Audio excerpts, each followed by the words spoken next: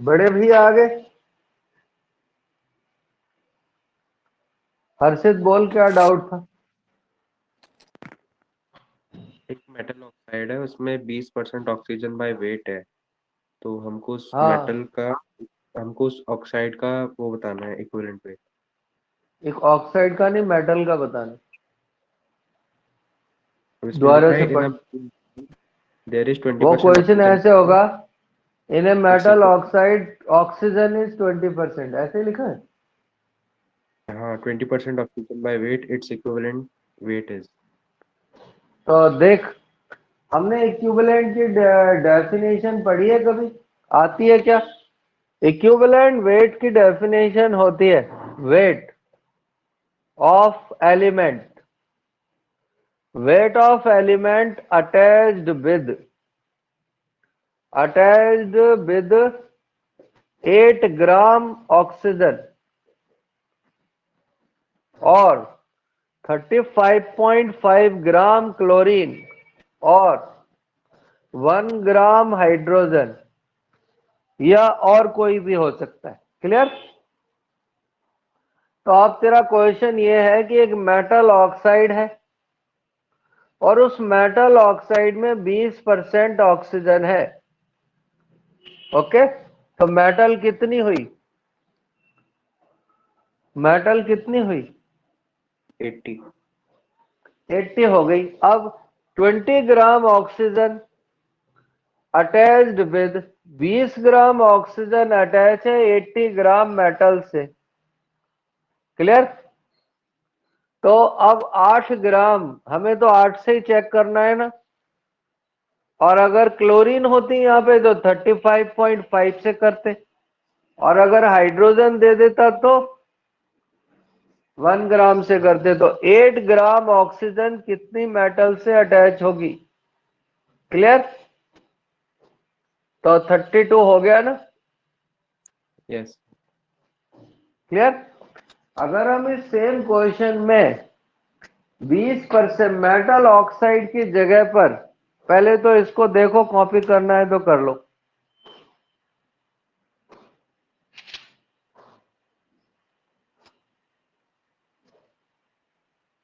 ठीक है? अगर इस मेटल ऑक्साइड की जगह पर वो कर देता मेटल हाइड्राइड, ठीक है ना, तो फिर कितना होता? तो फिर हम कैसे करते? 20 ग्राम हाइड्रोजन अटैच होती है 80 ग्राम से। 20 ग्राम हाइड्रोजन अटैच होती है कितने से? हाइड्रोजन और लिख देता हूं 80 ग्राम से। अब कितने के साथ चेक करनी पड़ेगी? 1 ग्राम कितने से अटैच होगी? तो देखो मेटल का इक्विवेलेंट वेट कितना हो गया? कितना हो गया? 4 ग्राम। समझ आता है? Yes sir. पक्की बात? Yes sir. ठीक है। तो हर्षित, काइनेटिक्स हो गई है तेरी? बोल, अगला अगला टफ, अगला टफ चैप्टर कौन सा है? ये सारे खत्म। अब तो कोई है? सा पढ़ा सब बना। अब सब इजी है? हाँ, है? कैलकुलेशन। इलेक्ट्रो तो आसान है यार, बस अब तो शुरू मेरे भी को नहीं किया अभी तो। है? अब तो मेरे को भी लगा। हाँ, नहीं आसान है इलेक्ट्रो तो, बहुत क्या है, बस वो नस्ट इक्वेशन के सम है थोड़े से। बाकी तो थियोरेटिकल चैप्टर है पूरा का पूरा।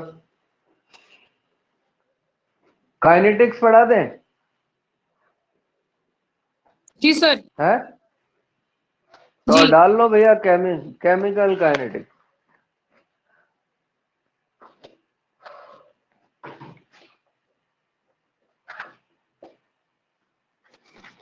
केमिकल काइनेटिक्स, हिंदी में इसका नाम है रासायनिक बलगतिकी।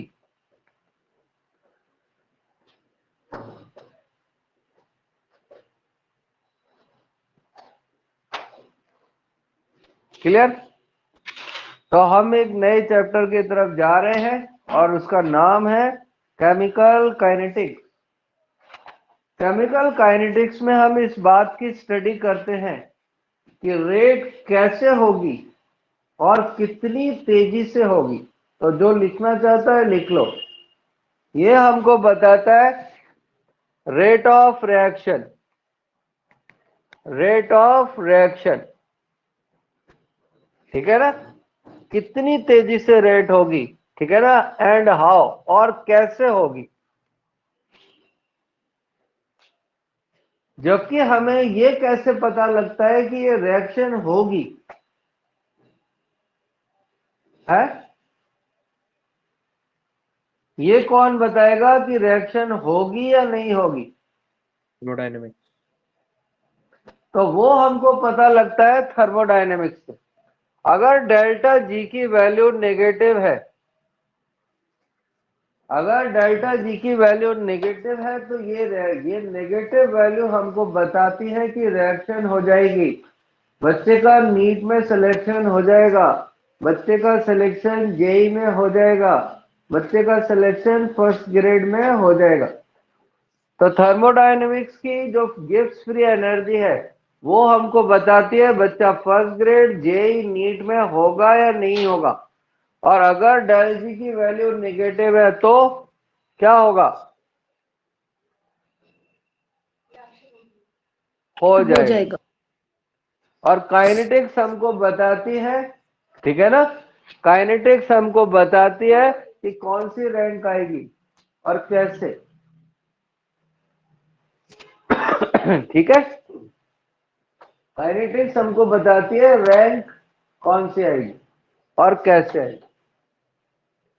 तो हम चलते हैं। तो डेल्टा जी से हमको पता लग गया है कि हमारा सिलेक्शन हो जाएगा, ठीक है ना। अब हम देखेंगे कैसे और कितनी रैंक पर आएगा। तो हमारे पास है सबसे पहले रेट। रेट को हिंदी में ये कहते हैं, ठीक है ना। अब रेट का मतलब क्या होता है, इसका मतलब होता है चेंज इन कॉन्सेंट्रेशन, कॉन्सेंट्रेशन में परिवर्तन कितना हुआ है, चेंज इन कॉन्सेंट्रेशन, ठीक है ना, इन पर यूनिट टाइम। किसी फिक्स टाइम इंटरवल में जितनी कॉन्सेंट्रेशन में चेंज हो जाए उसी को हम रेट या दर कहते हैं। अब किसकी कॉन्सेंट्रेशन बदले, रिएक्टेंट की बदले या प्रोडक्ट की, किसकी बदले, विद टाइम। तो किसी की भी बदल सकती है। हम रेट को प्रोडक्ट से भी निकाल सकते हैं और रिएक्टेंट की हेल्प से भी निकाल सकते हैं, दोनों की ही हेल्प से हम रेट निकाल सकते हैं। अब क्या रेट एक ही टाइप की होती है, नहीं, रेट कई टाइप की होती। तो बेसिकली रेट टू टाइप की होती, रेट आर टू टाइप। और वो दो टाइप कौन कौन सी होती हैं, उसमें पहली होती है एवरेज रेट। और एवरेज रेट को हम हिंदी में कहते हैं औसत वेग। ये एवरेज रेट का मतलब है कि केमिस्ट्री में 32 चैप्टर हैं और 32 चैप्टर हमने 6 मंथ में कर लिए। तो 32 डिवाइड नहीं होगा इसलिए 30 कर लेते राउंड फिगर में। तो पर मंथ हमने कितने चैप्टर कवर किए, 5। पर हमेशा ऐसा नहीं होता, किसी वीक में एक मंथ में हम 10 चैप्टर भी कर सकते हैं छोटे मोटे से। और हो सकता है ऑर्गेनिक शुरू कर दी तो एक मंथ में एक ही चैप्टर हो। तो एवरेज रेट हमको इक्वल डिस्ट्रीब्यूशन नहीं करती, सिर्फ वो ये बताती है कि एवरेज हमने हर मंथ 5 चैप्टर पढ़े। तो हमें एक दूसरी रेट की जरूरत पड़ी जो ये बता दे कि थर्सडे को हमने कितना पढ़ा, जो ये बता दे कि फ्राइडे को कितना पढ़ा, ठीक है। उस रेट का नाम है इंस्टेंटेनियस रेट, इंस्टेंटेनियस रेट, ठीक है। और इसको हिंदी में कहते हैं तात्क्षणिक। किसी क्षण पर जितनी रेट हो, ठीक है कि नहीं, इससे हम ये बता सकते हैं कि थर्सडे को 5:30 बजे कितनी रेट थी, ठीक है ना। जैसे अगर हम आज क्लास शुरू करी 5 बजे, तो कोई पूछे पढ़ाने की रेट कितनी थी, कुछ भी नहीं, क्योंकि कुछ पढ़ाया ही नहीं, तब तो भाषण चल रहा था, ठीक है ना। तो तब कंसंट्रेशन में चेंज 0 होगा, क्लियर। तो हम इसे इंस्टेंटेनियस रेट कहते हैं। अब इंस्टेंटेनियस रेट कैसे निकलेगी, तो इंस्टेंटेनियस रेट को हम ग्राफ की हेल्प से निकालते हैं। तो हम लिख लेंगे calculate with help of, calculate with help of graph. इसको हम ग्राफ की सहायता से निकाल सकते हैं, इसको हम ग्राफ की हेल्प से निकाल सकते हैं। तो हम खींचेंगे ग्राफ, तो चलते हैं एक ग्राफ को प्लॉट करने, ठीक है, और उससे फिर क्या निकालेंगे, इंस्टेंटेनियस रेट, ठीक है। तो हमने क्या किया, एक ग्राफ प्लॉट कर दिया और यहां पर कंसंट्रेशन ले लिया, मतलब हिंदी में सांद्रता, और यहां पर मैंने एक टाइम ले लिया। अब जब हम रिएक्शन स्टार्ट करेंगे तो रिएक्टेंट तो होंगे और प्रोडक्ट 0 होगा। इसका मीन्स जब टाइम 0 होगा तो रिएक्टेंट का कॉन्सेंट्रेशन मैक्सिमम होगा और प्रोडक्ट का कॉन्सेंट्रेशन 0। अब जैसे जैसे रेट बढ़ती जाएगी, टाइम बढ़ता जाएगा, रिएक्टेंट का कॉन्सेंट्रेशन कम होता जाएगा। अगर ये लाइन इसको टच कर गई, इसका मतलब है रिएक्शन 100% कंप्लीट हो गई है। लेकिन अगर उस ग्राफ ने इसको टच नहीं किया, तो इसका मतलब है रिएक्शन कंप्लीट नहीं हुई। तो नॉर्मली कोई भी ग्राफ इस एक्स एक्सिस को टच नहीं करता, जिसका मतलब है कि कोई भी रिएक्शन 100% कंप्लीट नहीं होती। तो ये वाला जो कंसंट्रेशन डिक्रीज कर रहा है, ये ग्राफ किसके लिए है, ये है रिएक्टेंट के लिए। रिएक्टेंट का मतलब हो गया क्या, भूल गए हम तो हिंदी में, क्रियाकारक। क्रियाकारक। तू तो आज हिंदी पढ़ के आई है लग रहा है। तो ये क्रियाकारक है। अब शुरू में उत्पाद प्रोडक्ट 0 होगा, धीमे धीमे प्रोडक्ट का कंसंट्रेशन बढ़ता जाएगा, और ये वाला जो पॉइंट है, ये इक्विलिब्रियम का पॉइंट होता है। अगर हम इक्विलिब्रियम पढ़ रहे होते तो इस जगह पर रिएक्शन इक्विलिब्रियम में है। और ये वाला ग्राफ है प्रोडक्ट का, जिसको हिंदी में कहते हैं उत्पाद। नहीं, सॉलिड ही बना। तो प्रोडक्ट का कंसंट्रेशन बढ़ रहा है, रिएक्टेंट का कंसंट्रेशन कम होता जा रहा है, रिएक्टेंट का कंसंट्रेशन कम होता जा रहा है। अब कभी कभी एग्जाम में या किसी नोट्स में आपको एक ऐसी लाइन भी मिलेगी, हाँ, ये लाइन किसको रिप्रेजेंट करती है, ये वाली, इंटरमीडिएट। ये इंटरमीडिएट को दिखाती है। इंटरमीडिएट को हिंदी में मध्यवर्ती कहते हैं, जो रिएक्शन के बीच में बनता है और ये रिएक्शन के एंड में खत्म हो जाता है। मतलब इंटरमीडिएट का कंसंट्रेशन रिएक्शन के एंड में कितना होगा, 0। अब हम इसी ग्राफ को फिर से एक रिएक्टेंट के टर्म्स में निकाल रहे हैं। तो हमने इस ग्राफ को रिएक्टेंट के टर्म्स में खींच दिया, ठीक है। इस स्केल पर वही टाइम है और इस स्केल पर वही कॉन्सेंट्रेशन। अब हमने इसमें क्या है, बहुत छोटा सा टाइम इंटरवल लिया ये, और हमने देखा कि इस टाइम इंटरवल में कितना कॉन्सेंट्रेशन बदल गया।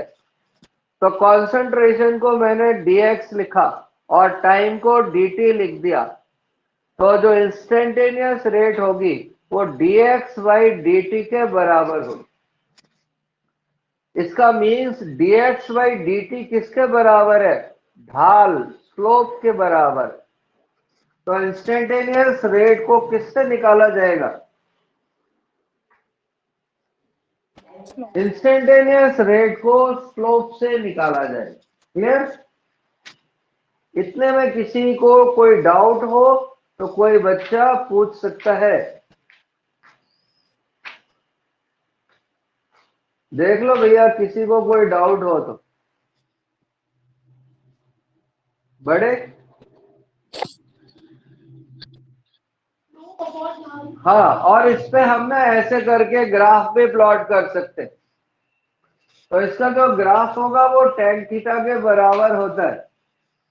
ये जनरली जेई वालों के काम ज्यादा आता है।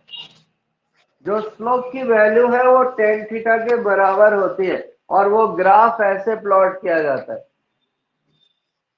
तो ये जो थीटा है ना, ये इसको मेजरमेंट करके भी हम स्लोप को निकाल सकते हैं। तो अगर tan थीटा की वैल्यू कहीं दे रखी है तो हम क्या निकाल सकते हैं?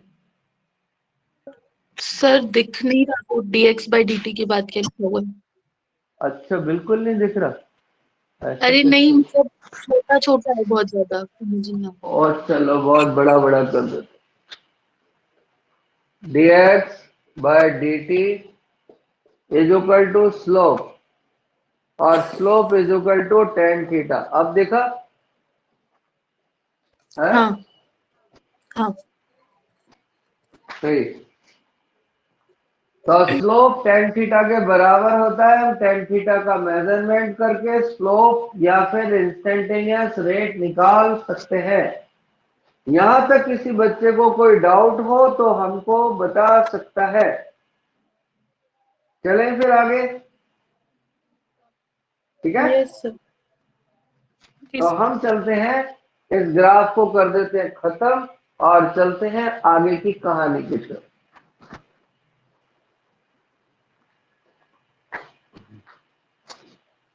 अब हम पढ़ रहे हैं, ठीक है ना, डिफरेंशियल रेट। डिफरेंशियल रेट और डिफरेंशियल रेट को हिंदी में कहते हैं, क्या कहते हैं हिंदी में डिफरेंशियल को? अवकलनीय रूप। हाँ जी, डिफरेंशियल रेट। अब डिफरेंशियल रेट को समझ लेना भैया कैसे करते, ठीक है? हमारे पास एक इक्वेशन है A मोल ऑफ A, इसकी रिएक्शन करिए B मोल ऑफ B से और ये प्रोडक्ट में कन्वर्ट हो गया C मोल ऑफ C। तो देखो ध्यान से, इन सबके मोल्स कैसे हैं? अलग अलग।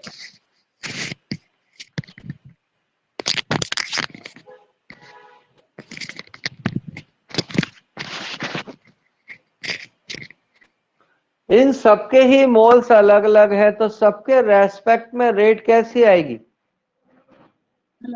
अलग अलग आएगी रेट ऑफ रिएक्शन या सेम आएगी? तो एक टीचर क्लास, अब टीचर क्लास में पढ़ा रहा है तो क्या बच्चों के रेस्पेक्ट में टीचर ने अलग अलग पढ़ाया है क्या? नहीं ना। पर क्योंकि यहाँ पर मोल्स अलग अलग हैं तो हमें रेट ऑफ रिएक्शन निकालने के लिए इनके मोल्स को इक्वलाइज करना जरूरी है। तो देखना, छोटी क्लास में तो ऐसे बताते हैं ए मोल की रेट एक्स है तो 1 मोल की कितनी हो जाएगी? X by. फिर ऐसे ही बी मोल की निकालेंगे, बी मोल की एक्स है तो 1 की कितनी हो जाएगी? X by B. अब इसको यहां कैसे रिप्लाई करते हैं देखना। रेक्टेंट का जब लिखते हैं तो नेगेटिव सिंबल लगाते हैं। नेगेटिव सिंबल ये बता रहा है कि रिएक्टेंट है बस, मैथमेटिकल नहीं लगाएंगे। मैथमेटिकल लगाएंगे तो नेगेटिव वैल्यू बताएगी, नेगेटिव वैल्यू कहेगी रेट नेगेटिव हो जाएगी। तो कहीं पे आप लिख सकते हो रेट कभी भी नेगेटिव नहीं होती। फिर क्या करते हैं, इसको इस मोल से डिवाइड कर देते हैं, तो DA और यहां पर A का कॉन्सेंट्रेशन लिखेंगे और नीचे उसका टेम्परेचर। तो ये वाला जो पार्ट है वो X के इक्वल है, और हमने 1/A कर दिया, तो कितने मोल की रेट आ गई, 1 मोल। फिर हम B के रेस्पेक्ट में लिखेंगे, तो -1/B और dB डिवाइडेड बाय dt, और फिर प्रोडक्ट के आगे प्लस लगा देंगे, या फिर कुछ नहीं लगाएंगे, कुछ नहीं लगा होना भी पॉजिटिव होता है। तो ये हो जाएगा 1/C dC divided by dt। Clear? तो अब एक बच्ची कह रही है क्या हुआ, फिर से देख ले, माइनस रिएक्टेंट के लिए लगाया, इसके मोल से डिवाइड कर दिया और रेट की जगह पर x/dt लिख दिया। ऐसे ही फिर B को डिवाइड कर दिया, ये इसका कांस्टेंट रेट है, फिर इसको प्लस लगा दिया क्योंकि ये प्रोडक्ट है, मोल से डिवाइड कर। ठीक है, तो इतना भैया कर डालो और इतना कर लो, तो फिर मुझको बता दे। Yes sir, done. ठीक है, तो नेगेटिव साइड, नेगेटिव का या मैथमेटिकल कोई रोल नहीं है, सिर्फ नेगेटिव साइन ये सिग्निफाई करता है, ये बताता है कि रिएक्टेंट कम हो रहा है और प्रोडक्ट ज्यादा। अब इस फॉर्म में क्वेश्चन करना थोड़ा कमजोर बच्चों के लिए डिफिकल्ट होता है, तो अब ध्यान से सुनना जो अब मैं बताने वाला हूं। ये जो पूरा पार्ट है, पूरा ये रेट ऑफ रिएक्शन को सिग्निफाई करता है। तो ये तो क्या है, अभिक्रिया की दर, ये पूरा पार्ट क्या है, अभिक्रिया की दर, रेट ऑफ रिएक्शन। और ये ए क्या है, मोल, तो मैंने इसको मोल यहां लिख दिया। अब ध्यान से देखना, इसका जो इतना वाला पार्ट है ये रेट ऑफ डिसअपीयरेंस होती है, रेट ऑफ डिसअपीयरेंस, हिंदी में कहेंगे विलुप्त होने की दर, विलुप्त होने की दर। और ये जो पार्ट है ये होगा रेट ऑफ फॉर्मेशन, बनने की दर। क्लियर? तो मैंने इस मैथमेटिकल को थियोरेटिकल उसमें कन्वर्ट कर दिया। हाँ जी, रिएक्टेंट की तो डिसअपीयरेंस होगी और प्रोडक्ट की क्या होगी, फॉर्मेशन। तो ये हो जाएगी क्रिया कारक के विलुप्त होने की दर, रिएक्टेंट की डिसअपीयरेंस रेट और प्रोडक्ट के फॉर्मेशन की रेट। मतलब इस मैथमेटिकल टर्म्स को मैंने सिंपल भाषा में कन्वर्ट कर दिया है। अब एक गवार बच्चे को भी पता लग जाएगा क्या निकाल रहे हैं अपन। ठीक है ना? और ये क्या निकाल रहे हैं, रेट ऑफ डिसएबिलिटी, है दोनों एक ही बात, सिर्फ उसको शब्दों में लिख दिया है। यहां से ये हमको कुछ बता नहीं रहा और यहां लिखा हुआ है, तो बच्चे को बताने की जरूरत नहीं है ये क्या है। तो जो कमजोर है उनको तो ये सूट करता ही है, होशियार बच्चे को भी सूट कर। ठीक है, तो हम चलेंगे और इससे देखेंगे कि क्वेश्चन कैसे करते। तो हमारे पास एक क्वेश्चन है, वो ऐसा है, दुनिया में सारे ही टीचर काइनेटिक्स पढ़ाते हैं, तो सबसे पहले इसी इक्वेशन को लिखते हैं और वो रिएक्शन लिखकर कहता है NH3 formation rate, NH3 formation rate is 3 × 10⁻³ ammonia के बनने की दर इतनी है और रेट की यूनिट मोल्स पर लीटर पर सेकेंड होती है। अमोनिया के फॉर्मेशन की रेट इतनी है, calculate rate of reaction, reaction की दर निकालो, रेट ऑफ रिएक्शन। मतलब हमको कौन सा पार्ट निकालना है, ये वाला पार्ट निकाल। क्लियर? तो जब हम इस वाले टू पावर -3 साइज सही है। तो हमने रेट ऑफ रिएक्शन को निकालने के लिए क्या किया, इसकी जगह पर कितने मोल रख दिए, 1/2 या 2। तो ये तो देखो 1/2 हो गया, और अमोनिया के फॉर्मेशन की रेट कितनी हो गई, 3 × 10⁻⁻3। दोनों को डिवाइड कर दिया, आंसर आ गया इतना। और ये क्या है, rate Rate of of reaction. एक बार एम्स के एग्जाम में क्वेश्चन आया कि अमोनिया के रेस्पेक्ट में रेट इतनी है, तो बताओ हाइड्रोजन के रेस्पेक्ट में रेट ऑफ रिएक्शन कितनी होगी, कितनी होगी, इतनी डबल। होगी। क्योंकि रेट ऑफ रिएक्शन हमेशा सेम रहती है, रेट ऑफ फॉर्मेशन और रेट ऑफ डिसअपीयरेंस अलग अलग हो सकती है। तो यहाँ रेट ऑफ रिएक्शन में किसी को डाउट है तो पूछ सकते। बट वो तो सिर्फ सिंगल H2 की पूछ रहा है ना, रेट ऑफ रिएक्शन तो सेम ही है। रेट से रेट ऑफ रिएक्शन किसी भी रिएक्शन में किसी के भी रेस्पेक्ट में हमेशा एक आएगी। कहीं पे बड़ा बड़ा गोल्डन वर्ड में लिख लो, रेट ऑफ रिएक्शन सभी के रेस्पेक्ट में सेम आती है, लेकिन रेट ऑफ डिसअपीयरेंस और फॉर्मेशन अलग अलग आ सकती हैं। ठीक है, ये बात लिख लो तो बता दे।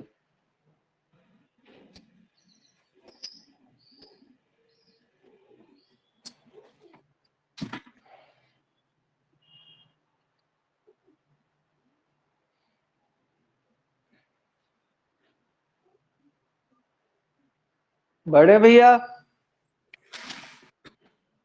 जी सर। अब इस क्वेश्चन का दूसरा पार्ट, इस क्वेश्चन का सेकंड पार्ट ये है,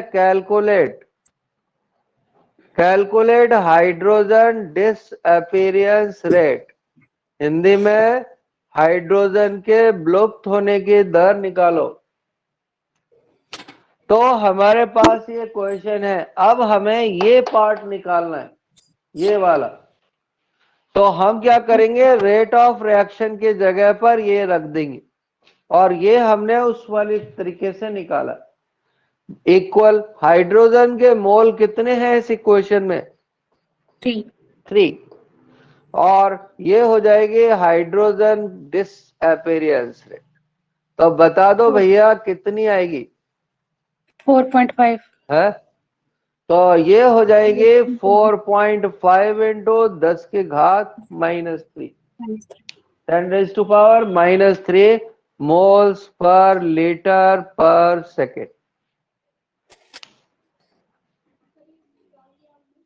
कुछ नहीं, हाइड्रोजन की डिसअपीयरेंस रेट निकालनी थी, तो रेट ऑफ रिएक्शन तो यहां से रख दिया। हाइड्रोजन के मोल कितने हैं, तो 3 रख दिया, और सिर्फ मल्टीप्लाई किया। मल्टीप्लाई करके बताए। अब अगर बच्चे को ये मेथड पता नहीं है तो फिर वो कैसे करेगा, हम उससे देखें। तो एक बार तो मैं बता रहा हूं, दूसरी बार मैं खुद भी इसको यूज नहीं करता, तो देखना। तब हमें इनकी ये इक्वेशन निकालनी पड़ेगी, 1/1 dN2 ऐसे लिखना पड़ेगा, = -1/3। डेफिनेटली इससे थोड़ा आसानी से भी निकल आता है कभी कभी, पर इसके लिए अकल का होना बेहद आवश्यक है। It is very necessary that, क्या आगे हर्षित, आगे हम बोलेंगे नहीं। अब देखो, सबसे पहले हमने इसकी इक्वेशन लिखी। अब वो रेट ऑफ रिएक्शन कह रहा है तो हम इतना पार्ट निकालें, तो इस वाले पार्ट की जगह पर हमने क्या रख दिया, क्योंकि ये रेट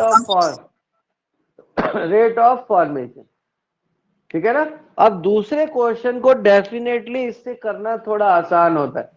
अगर रेट ऑफ रिएक्शन निकालनी है तो पिछले वाला ज्यादा अच्छा मेथड। और इससे निकालना है तो अब देखना क्या करेंगे।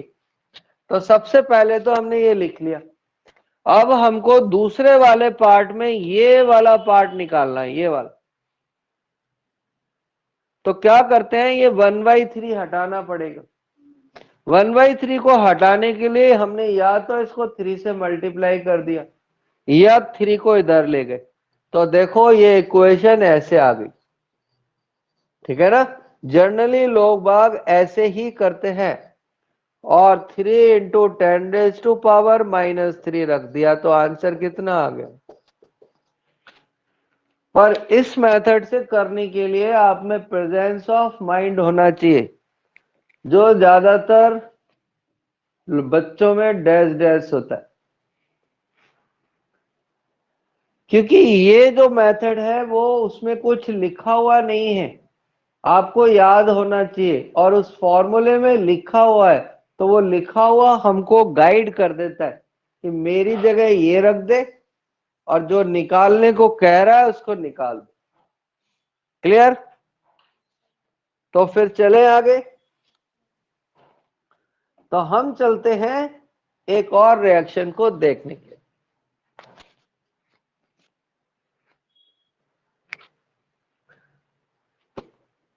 तो हमारे पास क्वेश्चन ये है, 4NH3 की रिएक्शन कराई 5O2 से, और ये कन्वर्ट हो गया 4NO में, और प्लस प्लस प्लस 6H2। सबसे पहले हर्षित बताएगा, हर्षित ये रिएक्शन कहां आती है।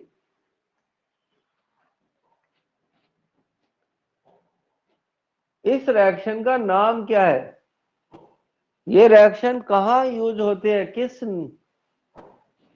Ostwald process. और ये, हाँ, और ये पी ब्लॉक का क्वेश्चन।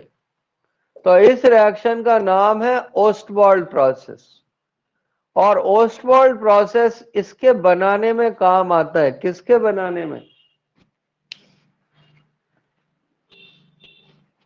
HNO3 के प्रिपरेशन में काम आता है। क्लियर। तो एक बार नीट में क्वेश्चन आया, एक बार नीट में क्वेश्चन आया कि क्या ये सही है, हमको बताना। 4NH3 divided by dt is equal to 1/4NO। देखो और बताओ। सही है। नहीं है सर, माइनस नहीं है इसमें। तो यहां माइनस नहीं है इसलिए गलत। क्लियर। हम देखते हैं दूसरा। दूसरा हमारा ये है DNH3 divided by dt is equal to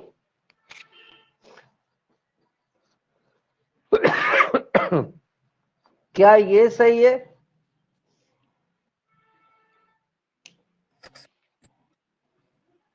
wrong. नहीं है। क्यों, क्या खराबी है। 4/6 नहीं। होता है।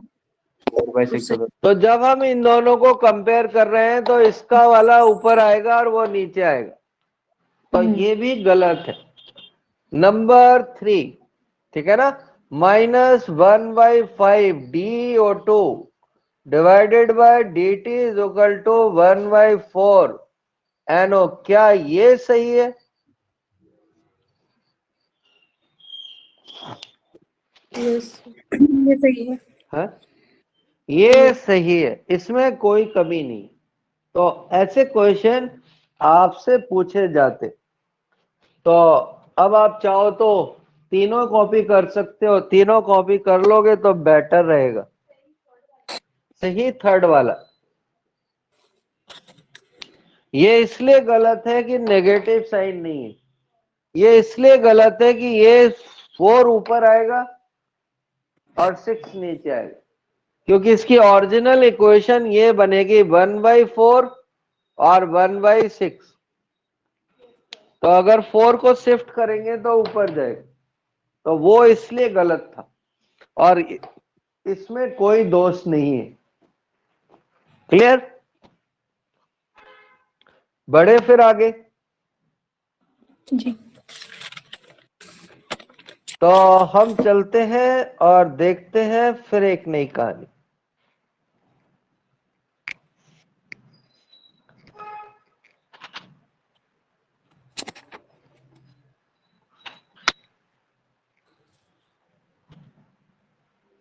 ठीक है, तो आपको मिलता है क्वेश्चन एक नया, और वो क्वेश्चन ये है कि हमारी एक रिएक्शन है और वो रिएक्शन है 2AB4B। क्लियर?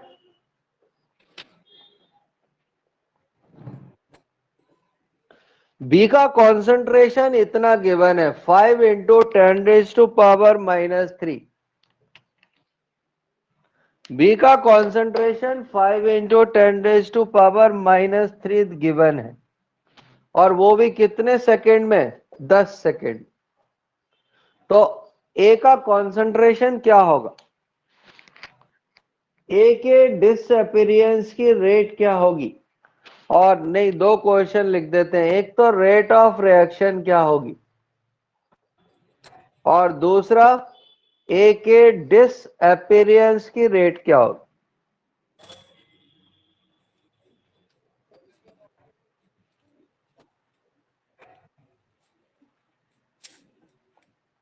क्या आप लोग निकाल सकते हैं?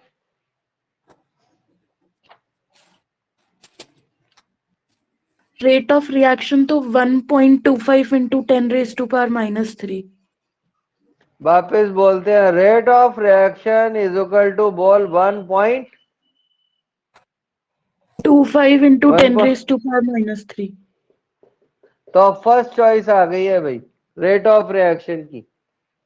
अब सही है या गलत है ये दूसरा बच्चा बताएगा। -4 होगा पावर में। एक बच्चा बोलता है -4 होगा, देख ले आरजू ऐसे डूबते हैं। तो दूसरे बच्चे ने कहा है कि पता नहीं वो उस बच्चा भी सही बोल रहा है कि नहीं, पर जी सर, दोनों जने -4। चेक कर लो। तो -4 है। -4 कैसे हो रहा है? -4 कैसे हो रहा है? डिवाइड करके हो रहा है, और कैसे हो रहा है? हम करें डिवाइड? ना कंसंट्रेशन और टाइम दे रखा है, तो कंसंट्रेशन बाय टाइम करेंगे। तो तूने खाली कंसंट्रेशन रख दिया, टाइम नहीं रखा। ये टाइम। कंसंट्रेशन है, टाइम नहीं हाँ। किया। देख dt नहीं रखा तेने इसमें। तो ये हो जाएगा 1/4 इज इक्वल टू, ऊपर आ जाएगा 5 इंटू 10⁻³ और नीचे टाइम। ठीक है। ठीक है, हाँ। तो अभी अपना ए बाकी है, ए निकालना है। ए का आंसर कितना होगा? 2.5। तो अब अगर आपने रेट ऑफ रिएक्शन निकाल ली है, तो फिर अब आप ऐसे भी निकाल सकते हो डायरेक्ट कि ए के डिसअपीयरेंस की रेट रेट ऑफ रिएक्शन से 2 टाइम्स होगी, और बी के फॉर्मेशन की रेट 4 टाइम्स होगी। उसमें टाइम है नहीं, उसमें रेट ऑफ फॉर्मेशन ली हुई। रेट ऑफ फॉर्मेशन ही दे रखी है ना, कॉन्सेंट्रेशन चेंज नहीं दे रखा, पूरी रेट है। कोई डाउट? तो एक ही 2.5 रेट इंटू निकाल। हाँ जी बिल्कुल। तो अब हमें अगर फॉर्मूला पता है कि रिएक्शन की रेट 1/मोल इंटू डिसअपीयरेंस फॉर्मूला हो जाएगा, और जब हम इसमें रेट ऑफ रिएक्शन 2.5 नहीं 1.25 10⁻⁻⁴ रखेंगे और मोल हो जाएंगे 2, तो बताओ ए की डिसअपीयरेंस की रेट जो तुमने बताई है वो सही है 2.5 इंटू 10⁻⁻। इन दोनों को मल्टीप्लाई कर देंगे तो 2.5 इंटू 10⁻⁻⁴ आ जाएंगे। क्लियर? यस। पक्के बात?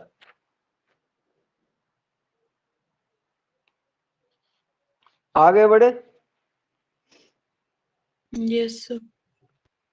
तो हम इस क्वेश्चन को हटा देते हैं।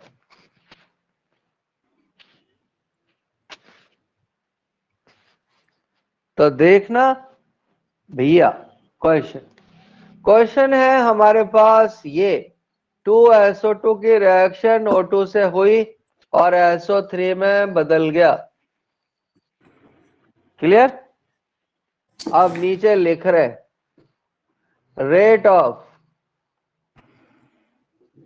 Of SO3 formation, rate of SO3 formation is, तो कितने केजी कर दे, कितने केजी कर दे, 80 केजी, 80 केजी, ठीक है ना, पर सेकेंड। तो बताओ SO2 की रेट क्या हो, SO2 के डिसअपीयरेंस की रेट क्या हो, और केजी में ही आंसर निकालना। तो लग जाओ भैया, शुरू हो जाओ, धनाधन इंटू करो।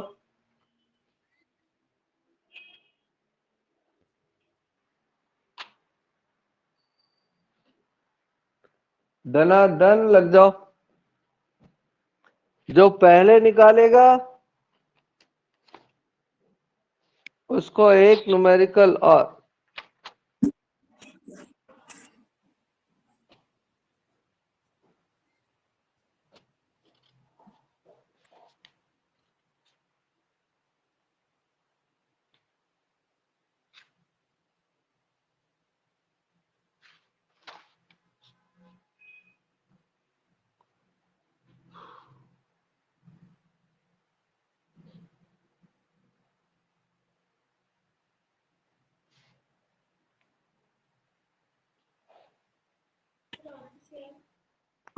क्वेश्चन रिपीट करना सर। SO3 के बनने की दर 80 किलो पर सेकेंड है, तो SO2 के विलुप्त होने की दर कितनी होगी, केजी में ही बताना है और चॉइस नहीं है, मत अर्थात आप तुक्के नहीं मार सकते। सेम ही होगी सर। आपका कितना है? कितनी? तो केजी पर एक जना, एक कहता है सेम होगी अर्थात 80 केजी पर सेकेंड, और एक बच्ची कहती है कितनी, 40, एक बच्ची कहती है 40, 64। और एक बच्चे ने बताया 64। देखो बन गया ना, बच्चे ऐसे पेपर बना देते। तैयार हो गया क्वेश्चन। आरजू तू भी बता दे, एक चॉइस बाकी। तू भी अपने दिल में क्यों रखती है कुछ? नहीं, है? इन्हीं से एक हो जाएगा। है? नहीं नहीं, इन्हीं की चॉइस में से हो जाएगा एक। अच्छा, इन्हीं में से किसके साथ जाना चाहती है तू? 1 2 3 है? किसी के साथ किस भी नहीं सर, आप ही अपनी बता दो। नई choice? Very good, fourth choice बता रही है। नहीं नहीं सर, आप ही बता दो। ओके भैया, फोर्थ खाली है, तो देखते हैं। सबसे पहले नोट लिखो, रेट हमेशा मोल्स पर लीटर पर सेकेंड में निकाली जाती है। मोल्स पर लीटर पर सेकेंड में निकाली जाती है। अगर केजी में दे रखी हो, केजी या ग्राम में दे रखी हो, तो पहले मोल में कन्वर्ट करो। मोल्स पर केजी नहीं, सॉरी, मोल्स पर लीटर पर सेकेंड। तो अगर केजी और ग्राम में दे रखी हो तो क्या करो, कन्वर्ट करो। पहले मोल्स में कन्वर्ट करो, ठीक है ना, और फिर मोल से वापस से केजी में कन्वर्ट करो। तो करते हैं शुरू। हमने इसकी इक्वेशन लिख ली 1/2 DSO2 divided by dt is equal to 1/2 DSO3 divided by dt। क्या ये सही लिखी है मैंने? माइनस। टेक्निकली रॉन्ग है क्योंकि माइनस नहीं लगाया, ठीक है। अब हम इस केजी को किसमें कन्वर्ट करेंगे? मोल्स में कन्वर्ट करेंगे। तो 80 केजी को सबसे पहले मैंने 1000 से मल्टीप्लाई किया जिससे ये ग्राम में कन्वर्ट हो जाए। फिर SO3 का मोलर मास नीचे रखा। कोई बता सकता है SO3 का मोलर मास कितना होगा? 80। 80 ही होगा। तो अब ये कन्वर्ट हो गई है 1 इंटू 10⁻³ 3 मोल्स। 3 moles clear. 2 से 2 कट चुके हैं। तो बताओ SO2 के कितने मोल्स आ गए? इतने आ गए ना, क्योंकि दोनों की रेट अभी तो बराबर है। अब हम इसको वापस से किसमें कन्वर्ट करेंगे? सॉरी, किलोग्राम पर सेकंड। अब किलोग्राम और किलोग्राम में कन्वर्ट करें। तो अब देखना भैया, इतने मोल्स आते, तो किसी को पता है क्या कैसे कन्वर्ट करते हैं? W SO2 के मोलर मास से इंटू कर दे। हमें SO2 का निकालना है। अभी हमने SO3 के 80 केजी को मोल्स में कन्वर्ट कर दिया और फिर अब इसको वापस कन्वर्ट। तो W कितना हो गया? 64 इंटू 10⁻³ ग्राम। और अगर किलो में कन्वर्ट करना है तो किससे डिवाइड कर दे? तो 64 केजी हो जाएगी। क्लियर?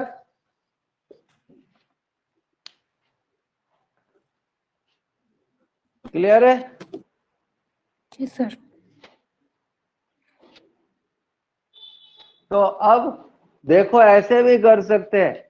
अब अपन ढक्कन हो तो एक बार अगर अपने मेमोरी में ये है कि दोनों की रेट सेम। बराबर है, जब ये 80 केजी तो ये सोचो 64 केजी। अब ज्यादातर किताबों में जो क्वेश्चन है उसमें 100 केजी लिखा हुआ है। कितना? तो 100 केजी हो तो ये कितना गायब होगा हर्षित? तो यूनिटरी बना के भी कर सकते हैं, पर अकल हो तो 80 बराबर 64 तो 100 बराबर। ओके, तो अगर हमको थोड़ा सा भी याद रह जाए तो देखो याद करने के कितने फायदे। आप में कितनी भी अकल हो इतनी तेज तो नहीं कर सकते, है ना? तो भैया सब पढ़ने का सबसे अच्छा मेथड है सीखो याद करो, या फिर और बढ़िया तरीका है याद करो सीखो और फिर से याद कर लो। ठीक है ना? इससे आप कभी नहीं डूबोगे। और नहीं तो भैया बच्चों का ये हाल है क्या? इधर बताओ, एक हमने तो ऐसे ऐसे भी क्वेश्चन देखे हैं कि बच्चे को 2 क्वेश्चन पेपर में दे दो अलग अलग जगह पर, तो बच्चे दोनों का आंसर अलग अलग करते हैं। सो ही पता लग जाता है बच्चा कैसा है, फुक्के मार रहा है। ओके, तो हम देख रहे हैं एक क्वेश्चन जो हमें लग रहा है अच्छा। ठीक है, नहीं डिफिकल्ट चैप्टर है भैया, बड़ा आसान है। ठीक है, अब हम चलते हैं नए टॉपिक की तरफ और नए टॉपिक का नाम है रेट लॉ, और हिंदी में कहेंगे दर नियम।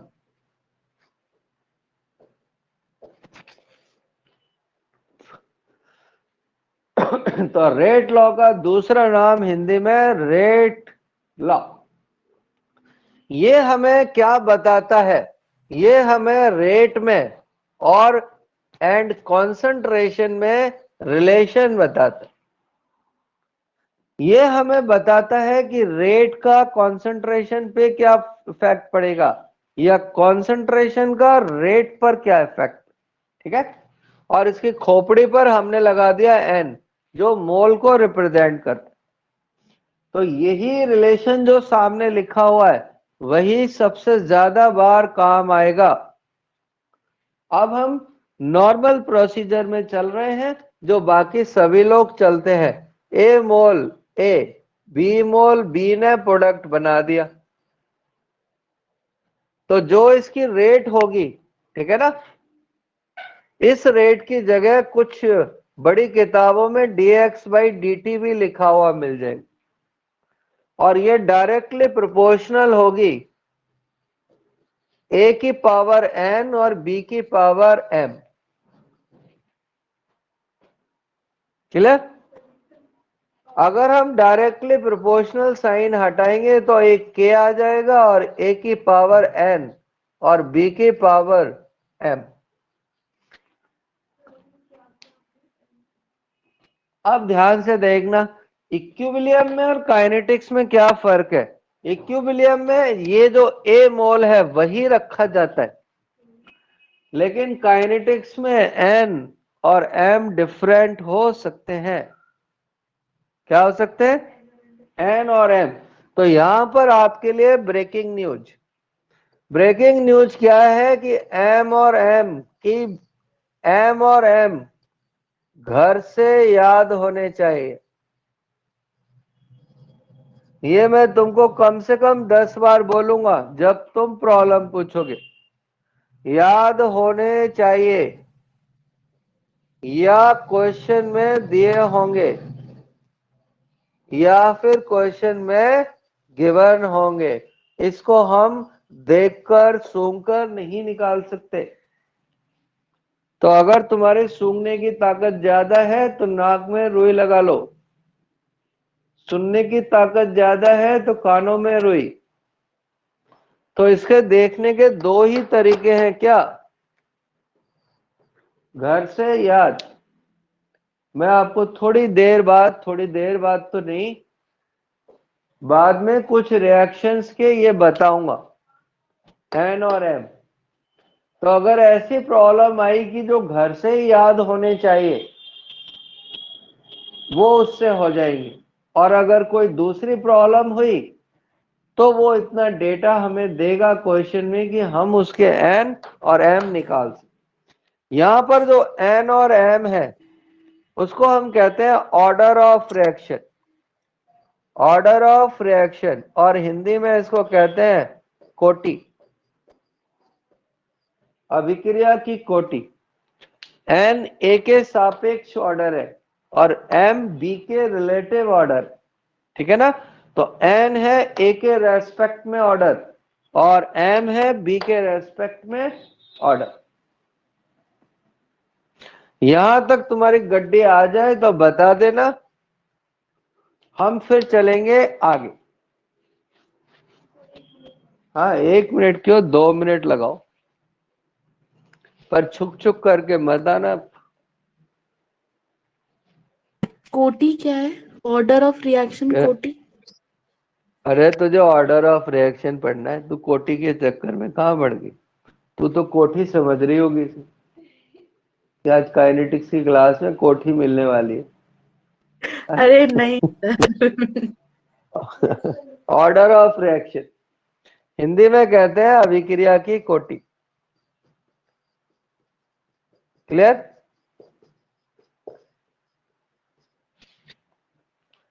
तो देखना के को हम रेट कांस्टेंट और वेलोसिटी कांस्टेंट कहते हैं, और यहां पर फिजिक्स नहीं लगाएंगे। अगर हमने यहां पर फिजिक्स लगा दी तो ये दोनों अलग अलग हो जाएंगी, क्योंकि रेट और वेलोसिटी दो अलग अलग चीजें हैं फिजिक्स में। तो क्या फर्क है दीक्षा वेलोसिटी और रेट में? The velocity is a vector quantity, shortest speed की vector quantity को velocity बोलते हैं। देसी भाषा में सिंपल से शब्दों में कुछ बता। रेट मतलब कितनी उससे रेट से हो रहा है। सिंपल सी बात यह है कि वेलोसिटी में डायरेक्शन भी चाहिए। हाँ, वेक्टर क्वांटिटी बोलते हैं। वेलोसिटी के लिए डायरेक्शन भी चाहिए। तो जो हमारे स्कूटर में या कार में मीटर लगा होता है, क्या वो वेलोसिटी मीटर होता है? वो स्पीडोमीटर होता है। वो सिर्फ हमको रेट बताता है, वेलोसिटी नहीं बताता। लेकिन अगर वो डायरेक्शन भी बताए तो उसका नाम वेलोसिटी मीटर है। अब अगली बात, जो के की वैल्यू है हर्षित, वो किस पे डिपेंड करती है? टेम्परेचर। तो के की वैल्यू डिपेंड, के वैल्यू, ये बहुत ही इंपॉर्टेंट बात है, डिपेंड अपॉन टेम्परेचर और कैटलिस्ट। तो फिर आपने और क्यों लिखा, रेट और वेलोसिटी, दो तो अलग चीजें होगी ना। ठीक या अभी तो आपने कहा दोनों अलग अलग है, तो फिर अरे अलग नहीं, यहाँ एक ही पढ़ते हैं। यहाँ पे एक ही है दोनों। हाँ, और मालूम पड़ा वेलोसिटी आ गई तू अपनी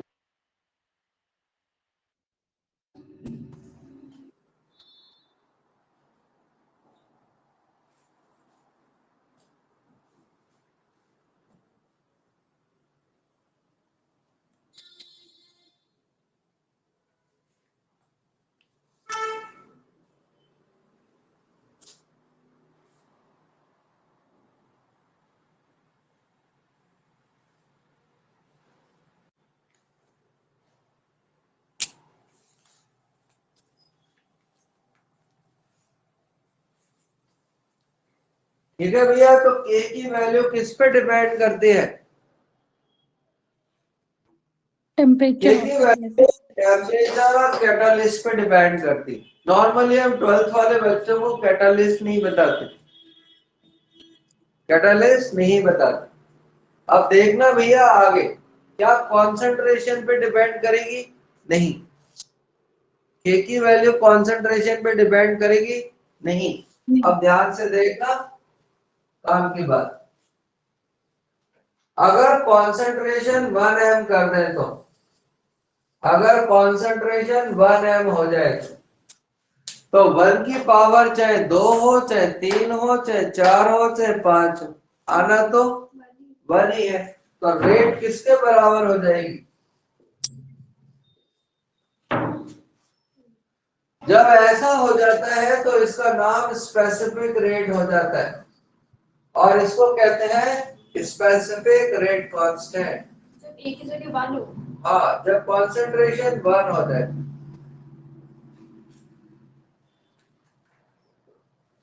अगर कॉन्सेंट्रेशन 1 m हो जाए तो रेट का नाम स्पेसिफिक रेट, हिंदी में विशिष्ट दर,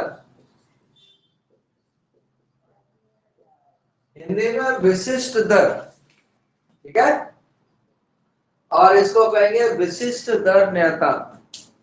यहां पर एक इंपॉर्टेंट क्वेश्चन बनता है, और वो इंपॉर्टेंट क्वेश्चन ये होता है कि स्पेसिफिक रेट कांस्टेंट की यूनिट क्या होती है?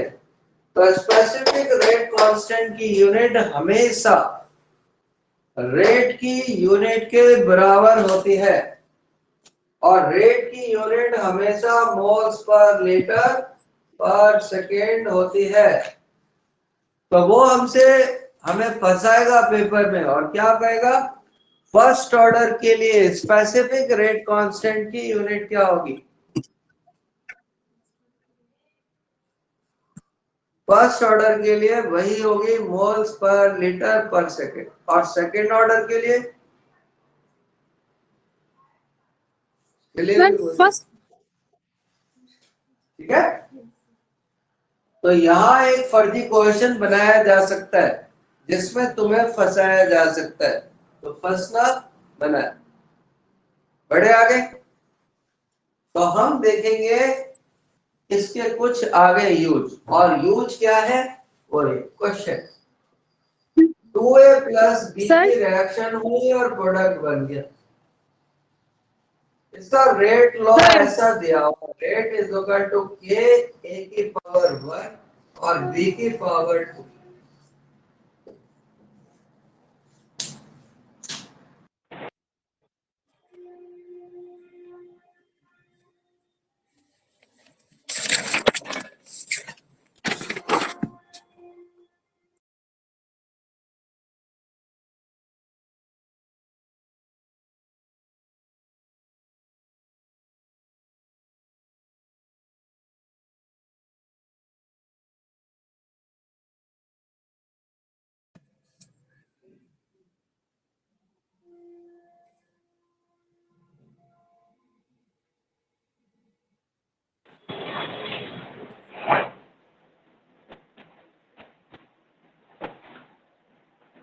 तो 2A प्लस बी की रिएक्शन हुई और प्रोडक्ट बन गया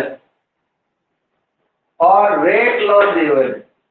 अब क्वेश्चन ये है कि if concentration of A and B double, A और B का कॉन्सेंट्रेशन डबल कर दें तो K की वैल्यू कितनी हो जाएगी?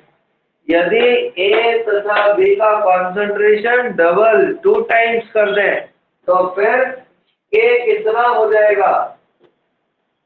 चॉइस हमारे पास ये है सेम। नंबर 2 टाइम्स हो जाएगा, नंबर 3 4 टाइम्स हो जाएगा, नंबर 4 8 टाइम्स हो जाएगा।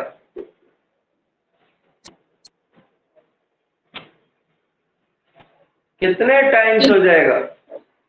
8 टाइम्स। है कितना? 8 टाइम्स। तो देखो ये इधर कहीं पे कुछ योग्यता लिखा हुआ दिख रहा है यार। क्या लिखा हुआ है? यहाँ पे लिखा हुआ है कि K की वैल्यू सिर्फ किस पे डिपेंड करती है? टेम्परेचर और कैटालिस्ट पे। तो इसमें कहीं टेम्परेचर बदला है? नहीं। तो भैया अब यहाँ क्लियर और लिख लो, कॉन्सेंट्रेशन पर डिपेंड नहीं करेगा, डिपेंड नहीं करेगा।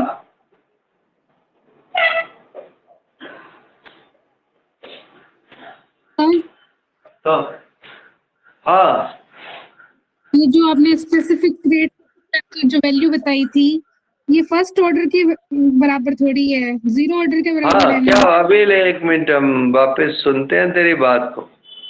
अब बता। ये जो आपने स्पेसिफिक रेट कांस्टेंट की यूनिट बताई, हाँ, ये फर्स्ट ऑर्डर के रिएक्शन के बराबर थोड़ी है।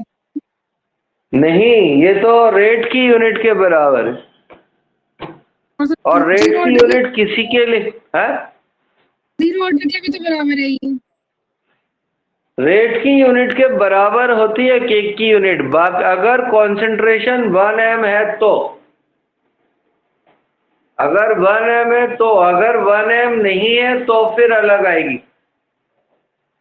ठीक है सर। तब ये स्पेसिफिक रेट कांस्टेंट नहीं होगा, सिंपल इसका नाम होगा क्या? Rate constant.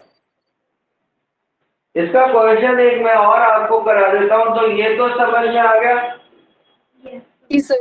कि इसकी उस पर कोई फर्क नहीं पड़ेगा,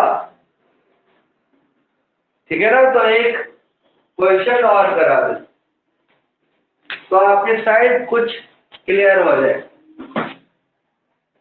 एक फर्स्ट ऑर्डर की रिएक्शन है, एक सेकेंड ऑर्डर की रिएक्शन है और एक थर्ड ऑर्डर की रिएक्शन, ठीक है? तीनों में रिएक्टेंट के कॉन्सेंट्रेशन 1 m है। तीनों में कॉन्सेंट्रेशन 1 m है। तो रेट, किसकी रेट ज्यादा होगी? किसकी रेट ज्यादा होगी? है? फर्स्ट ऑर्डर, सेकेंड ऑर्डर और थर्ड ऑर्डर में तीनों के कॉन्सेंट्रेशन 1 m है। तो किसकी रेट ज्यादा होगी? देखो, रेट बराबर ये फॉर्मूला होता है, K और कॉन्सेंट्रेशन की पावर n। तो फर्स्ट वाले में तो 1 हो जाएगा, दूसरे वाले में कॉन्सेंट्रेशन की पावर 2 हो जाएगा, तीसरे वाले में कॉन्सेंट्रेशन की पावर 3 हो जाएगा। कॉन्सेंट्रेशन की पावर 3 हो जाएगा। अब 1 रखेंगे तो सारे ही कैसे हो जाएंगे? तो सबकी रेट किसके बराबर हो जाएगी? सबकी रेट हर्षित सबकी रेट किसके बराबर हो जाएगी? K के बराबर। तो अगर K बराबर है तीनों का, तो तीनों की रेट कैसी आएगी? इक्वल। लेकिन अगर हमने इसको 1 की बजाय इतना भी कर दिया, अब नहीं होगी, क्योंकि अब इनके जो क्यूब रूट और स्क्वायर रूट है वो चेंज है ना, पक्की बात। तो अगर कॉन्सेंट्रेशन 1m है तो सब और k की वैल्यू सेम है तो सबकी रेट बराबर आएगी, और इस कंडीशन में k को हम कहेंगे क्या, स्पेसिफिक रेट कांस्टेंट। इस कंडीशन हाँ 1m में ही कह सकते हैं बस, वरना भी कांस्टेंट नहीं। ये तभी आएगा जब कॉन्सेंट्रेशन कितना हो, अगर ये 1m नहीं है K आएगा। तो फिर स्पेसिफिक रेट कांस्टेंट नहीं कहेंगे, फिर खाली रेट कांस्टेंट। क्लियर? आगे बढ़ेंगे भैया नेक्स्ट क्लास, ठीक है।